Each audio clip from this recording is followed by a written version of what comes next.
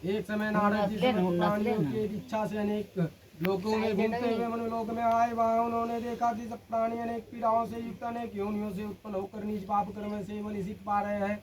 यह देखकर मन में विचार किया कि इन लोगों का बलेश किस प्रकार दूर हो। ऐसा मन में विचार कर विष्णु लोक को गया, जहाँ जिन्होंने शुक्ल पक्ष 4 भुजाएं हैं, जिन्होंने शंख चक्र को धारण किया, वनमाला को शोभित देवस्य नारायण है, उनको देखकर सूचित करने लगा। नारद जी बोले, हे महाराज, आप वचन से न कहने की धारण न करने की युक्त अंतर शक्ति युक्त और निर्भूत आत्मक है। हे महाराज, आप सब प्राणियों के उत्पन्न करता, भक्तों के दुख को नाशक है। यह सूचित सुनकर भगवान विष्णु बोले, हे नारद, तुम किस काम से आए हो? तुम्हारा मन में क्या है? हमसे जो पूछोगे वह हम कहेंगे। नारद जी बोला, हे नाथ, मनुलोक में सब प्राणी अनेक योनियों से उत्पन्न होकर निज पाप कर्म से बले सिद्ध हो रहे हैं, वह उपाय सुनना चाहता हूँ। भगवान विष्णु बोला, समस्त जनों पर कृपा कर तुमने बहुत अच्छा प्रश्न पूछा है, जिसके करने से मनुष्य मोह से छूट जाए। मैं ऐसा उपाय कहता हूँ। हे नारद, जो वर्त तीनों लोकों में अति दुर्लभ है, वह आज आपको कहने से प्रकाशित कर रहा हूँ। यह श्री सत्यनारायण भगवान का व्रत है, जिसके विधि पूर्वक करने से इस लोक में सुख और परलोक में मोक्ष मिलता है। यह सुनकर श्री भगवान ने कहा, इसके करने से दुख संतादि नाश, धन्य धान की वृद्धि, संतान की प्राप्ति तथा सावित्री विजय की प्राप्ति होती है। इस व्रत को मनुष्य भक्ति श्रद्धा किसी भी दिन साय काल में श्री सत्यनारायण भगवान का पूजन करे, अपने भाई बंधुओं तथा ब्राह्मणों के साथ धर्म युक्त सवा शेर न भेद लगावे।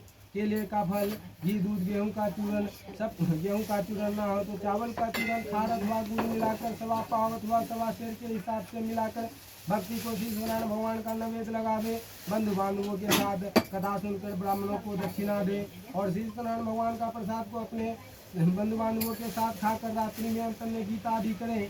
अंतन्य सब श्रोतागण श्री सत्यनारायण भगवान को नमस्कार करते हुए अपने अपने घर जाएं। इस प्रकार व्रत करने से मनवांछित फल प्राप्त होता है। विशेषकर इस कली काल में पृथ्वी पर इससे बढ़कर दूसरा कोई उपाय नहीं है। हे नारद, जिन्होंने इस व्रत को पहले किया वह कथा सुने। एक समय काशीपुर में निर्धन संसानन नामक एक ब्राह्मण सुधा पिपास से नित्य पृथ्वी पर भिक्षा मांगने हेतु घूमा करता था। ब्राह्मण प्रेमी नारायण ने दुखित ब्राह्मण को देखकर बूढ़े ब्राह्मण का रूप धारण कर आदर से पूछा कि हे प्रभु, तुम किस कारण पृथ्वी पर नित्य घूमा करते हो? यह हमारी सुनने की इच्छा है। यदि आपकी इच्छा हो तो कहिए।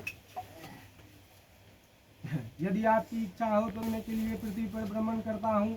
यदि आप कुछ जानते हो तो रूप से कहिए। वृद्धि ब्राह्मण श्रेष्ठ ध्यान बताकर वह अंतर ध्यान हो गया और संसानन ने मन में निश्चय किया कि मैं कल ही श्री सत्यनारायण भगवान का व्रत करूंगा, अवश्य करूंगा। इस चिंता में संसानन को रात भर नींद नहीं आई। सुबह उठकर उसने यह निश्चय किया कि मैं श्री सत्यनारायण भगवान का व्रत को अवश्य करूंगा। ऐसा संकल्प कर भिक्षा मांगने को गया तो उसको सब दिनों से अधिक गर्व मिला।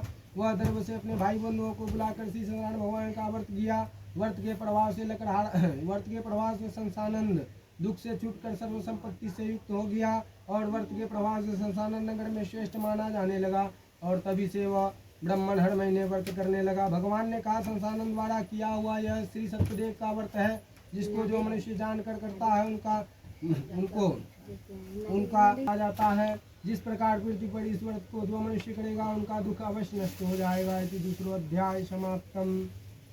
दूरदंड कंद भगवान की, उमापति महादेव की।